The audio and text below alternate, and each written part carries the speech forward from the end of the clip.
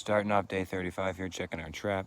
We've had 2 large possums and a skunk trying to raid our chick feed lately, and got one of the possums last night. We'll have to relocate him. This will be the last day for our second batch of chicks in the barn. They're going out to the covered wagon. Moving the chicken tractor this morning, you can see there's quite a dip in this hill. I'm very impressed with how the chicken tractor conforms to that dip. No big gaps along the base for anything to sneak in or out. But I know this is what you came to see today. 35 days old. Guys, you are halfway there. Halfway there. We're going to 70 days with you guys.